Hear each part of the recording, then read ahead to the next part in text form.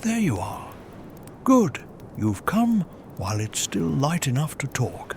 Come up, mind the step, and sit here by me in the light. I'll leave the door open at our backs. The fire's going, and the warmth of it reaches out this far, and I've grown fond of an evening, of having the fire behind me and my eyes on the lane. I'll not keep you too long tonight, because when we're done, I'm going to walk you to your door myself, all the way. I do that now for anyone who sits with me of an evening. I take up the lantern and I see them home, and I take the long way round doing it past every porch light on the lane, and I stand on the step and don't turn back for my own bed till I've heard their latch go. My neighbours think I've gone soft and kind in my old age. Let them think it. It's Friday. The dark comes down early now, and I've saved this one back for a night when I could send you home careful after. Because this isn't a tale about a house this time. It's a tale about the walk between the houses, the bit of the evening nobody counts, when you've said your good nights and you've the lane to yourself and half a mile of the dark between you and your own bed. Round here, we've a way of walking home, a long way and a short way, and a rule about which you take, and a harder rule about what you do if the dark should speak to you on the road. Most towns have lost the like of it. We've kept ours word for word because we've had cause to. And before I send you off down that lane tonight, I mean to teach it to you the way it was taught to me, so that whatever calls to you on your own road home, in whatever voice it borrows, you'll know to keep walking. Settle in then.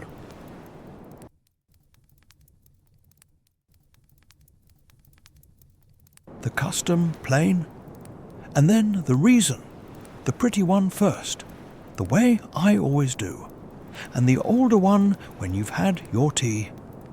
After dark, in Coldharbor, you go home the long way, up the top lane where the houses are, past the porch lights. Every door on that lane keeps its light burning till the last of us is in. You'll remember me telling you that if you sat with me for the tale of the lights, and you walk it lamp to lamp, your own lantern lit, and you don't hurry, and you don't dawdle. What you do not do is take the short way. The shortcut runs down along the harbour end, along the seawall and the edge of the marsh, and it'll save you a good 10 minutes home.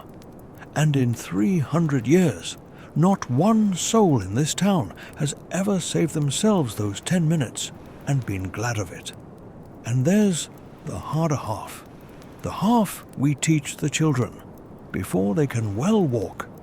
If you're on the road at night and something calls your name out of the dark, from the reeds or the water or the black of a field, you don't answer it. You don't stop.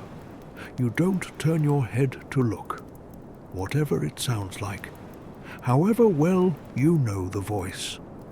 You keep your eyes on the next porch light up the lane, and you keep your feet going, and you mind how you go. We tell the visitors it's on account of the marsh, which is true, mind, as far as it goes. The ground down there is wicked. It'll have your boot off and your leg after it, and the tide comes up. The channel's faster than a man can run, and more than one stranger over the years has gone wandering off the shortcut in the fog and been found 3 days later, or not found. So, dangerous ground. Keep to the lit lane. Don't go blundering toward voices in the dark. Sensible. Everyone nods. That's as much reason as most people need, and it's as much as most people get. But there's an older reason under the sensible one, same as there always is with the old rules here. And it's a poor host who frightens a guest before they're well settled, so that part can wait. For now, Just hold the shape of it. The long way, not the short. Never answer, never stop, never look, and keep to the light. It's an easy rule to say. It is the hardest rule in the world to keep, and not for the reason you'd guess. It's not hard because the thing on the road is frightening. It's hard because when it calls, it doesn't frighten you at all.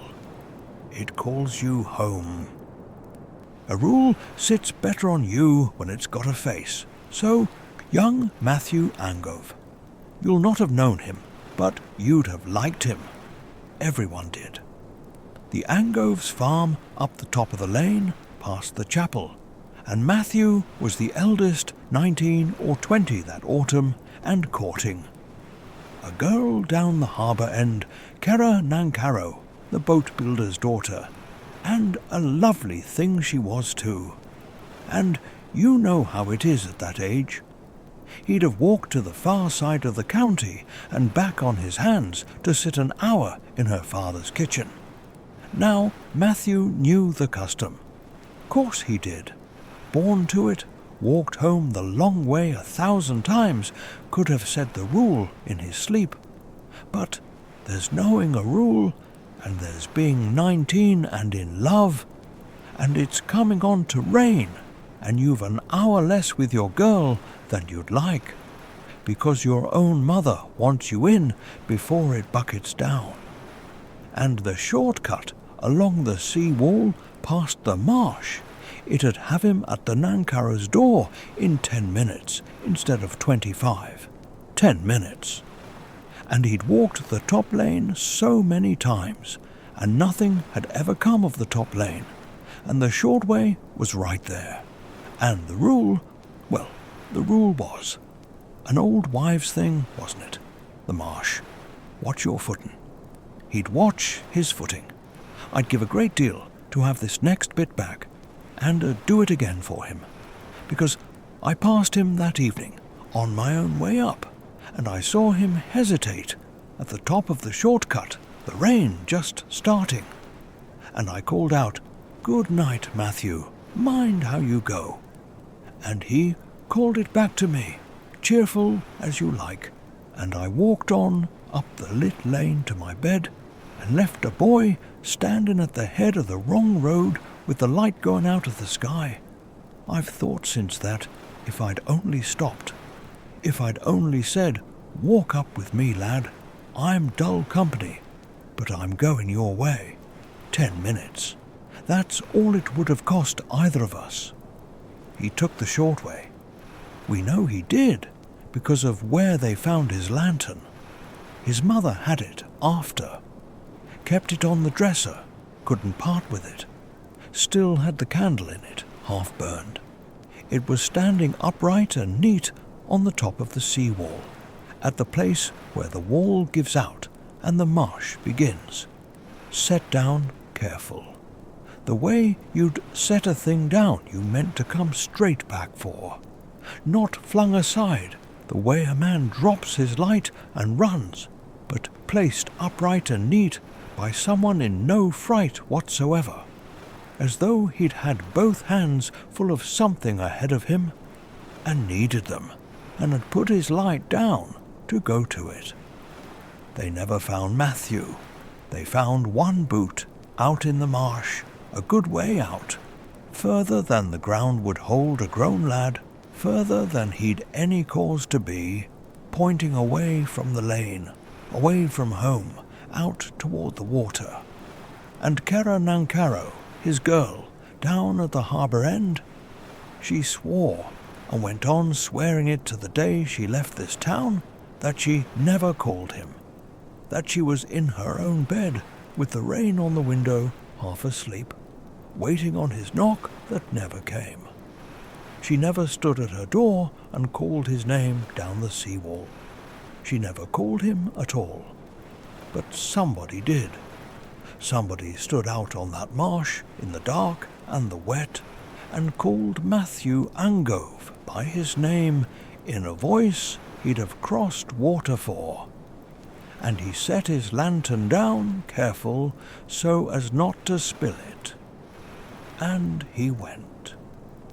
I know the rule is kept for love and not for fear, because it came for me, the one time, and I very nearly went. This was years back, the winter after I lost my Merrin, my wife. 41 years we had, and then a hard march took her, and that first winter alone, I was not minding how I went. I wasn't minding much of anything. I'd sit late at other folks' fires because my own was a cold thing to walk back to.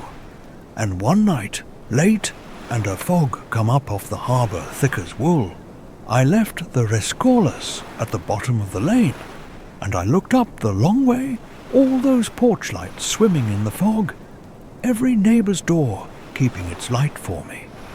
And I thought, I cannot walk that tonight. Lamp to lamp, slow, the whole length of it, to an empty house. I hadn't the heart. And the shortcut lay right there along the wall, quiet and quick. And what did it matter now anyway? That's the frame of mind it wants you in, see? It's patient. It waits for the night you've stopped minding. So I took the short way. Down onto the seawall, the fog so thick my own lantern was just a little wet glow round my hand, the marsh breathing away on my left, that low tide smell of it, cold mud and salt.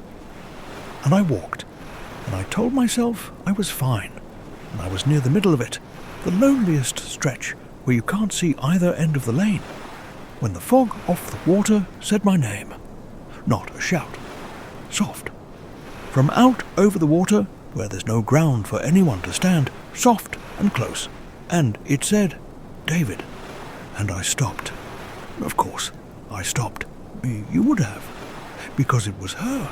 It was Merrin. It was my wife's voice that I'd not heard in 9 months and would have given the rest of my life to hear once more.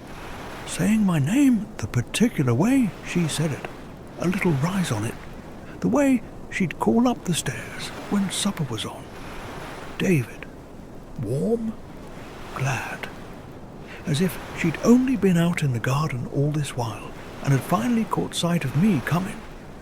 And every part of me that was grief and no sense turned toward that voice and started, God help me, to lift my foot off the wall. And what saved me was not that I was brave, and it was not that I saw through it. I didn't see through it at all. I believed it entirely. What saved me was the rule. Just the old, stupid, drilled-in rule, sitting in my legs where a lifetime had put it, underneath the grief where the grief couldn't get at it. Don't answer. Don't stop. Don't look. And some part of me that was still minding how I went kept my mouth shut on her name, and turned my face up the wall toward home, and made my feet go, one and then another, while the rest of me was breaking to turn around, and it called again, closer. Not from the water now, from the marsh, near, at the foot of the wall, just off my shoulder, where I'd only to turn my head. And it was still her. But there was a thing under her voice by then, the second time. A wet thing. A cold, slow drag under the warmth of her. The way a fair note goes rotten if you hold it too long. And it wasn't asking me home anymore. It was asking me to look. Just look, David. Just turn your head. That's all it wanted. That's all it ever wants. The one thing extra. The plate wasn't enough for the other one. The voice isn't enough for this one. It wanted my eyes. I've told no one this next thing, but you've the dark to walk through tonight, and I'd not send you out soft. So I looked, not turned round. I hadn't that much folly left in me, but I let my eyes go sideways, the smallest bit, down toward the marsh at the foot of the wall, where the voice was. And there was something standing in the water, out where I'd set my own boot and gone straight down to my hip, out where nothing could stand. Something was standing. Pale in the fog, the height of a person and the shape of one, waist deep in the black water and dead still, and turned to face me on the wall. Facing me, waiting on my eyes the way it had been waiting on them for 300 years. I did not see its face. I have thanked God every day since that I did not see its face, because I think if I had, I'd not be here telling you. I think a face is the last thing it gives you, and you don't walk away from it after. I looked for less than a heartbeat, and I tore my eyes off it, and I put my head down, and I walked, not ran. You can't run on that wall in the fog. Running's how they go in. Walked fast as walking goes, up off the sea wall and onto the bottom of the lit lane, to the first porch light, the Rescola's own, still burning for me, and I stood in that little ring of warm light, with my back to the dark and my heart going like a hammer. And behind me, down at the foot of the lane, out of the fog, one more time, soft and further off now, and almost sorrowful, it said my name, David. And then the tide water took the sound of it, and it let me go. I stood under that light till I could walk straight. And then I went home lamp to lamp, the long way, the whole cold length of it, past every burning door, and I did not take the shortcut again.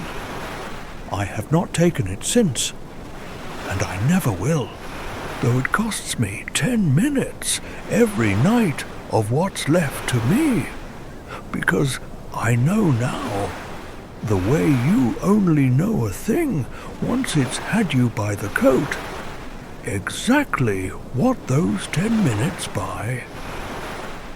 So, the older reason? You've earned it, and the tide's turned, so I'll give it you. It's the same winter under this as under all of them. If you sat with me for the lights or for the extra place, you know the shape of it by now. Coldharbor was founded in the bad winter of 1698 by 40-odd souls who'd come down the coast in a great hurry, running from a thing the old records are very careful never to name. And they didn't come alone. Something came down the road behind them. Or something was already here in the water and glad of the company. The tellings differ, and I've long since stopped thinking it matters which. What I know is that they came by land, running, and that whatever followed them followed by the low ground and the wet ground, the way it still keeps to the low ground and the wet ground now. It never did like the light or the high lane.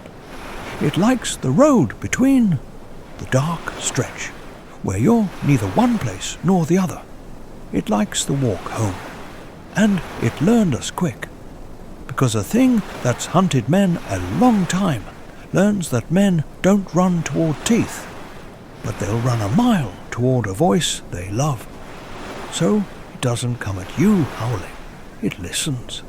It sits out in the reeds through all your warm-lit evenings, and it listens to how your mother calls you in, to how your sweetheart says your name, to the particular word your dead wife used at the foot of the stairs, and it keeps them.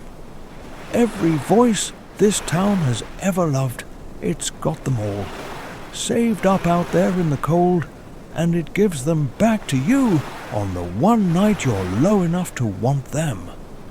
That's the whole of the cruelty of it. It doesn't hunt you with fear. It hunts you with love and with grief, which is only love with nowhere left to go. Because it can't take you off the lit lane. It can't come up onto the doorstep, into the ring of a porch light, the very ring you and I are sitting in this minute. That's the arrangement. That's the line the founders bought with those first 9 graves. On the light, on the lane, in your own doorway, you are not its to take.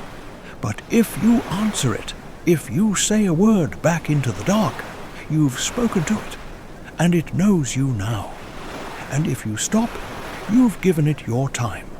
And if you look, if you turn your head and put your eyes on it, then you've done the last thing, the thing it's really after, and it has you.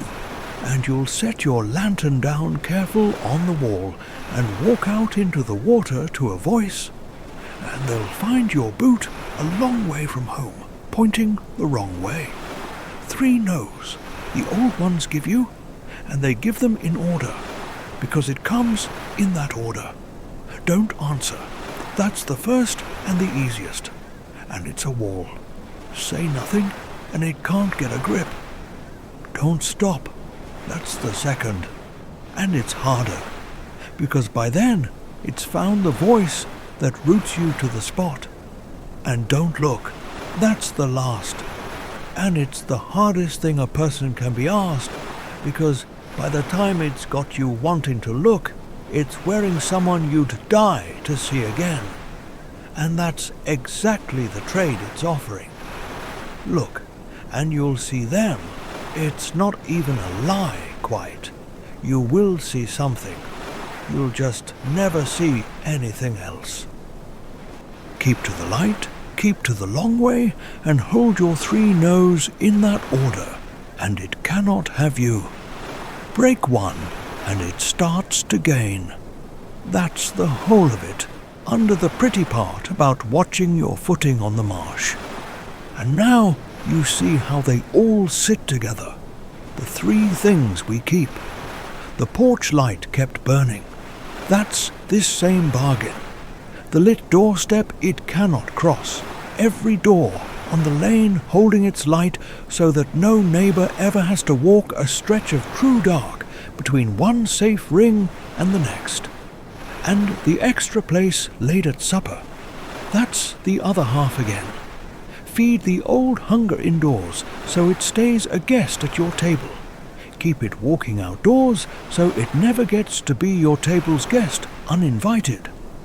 2 customs to keep the one cold thing fed and mannered and outside. A porch light so it can't come up the path. A laid plate so it needn't. And a rule for the road, for the one place we can't light the walk between, so that on the dark stretch, where it's strongest, it still goes home hungry.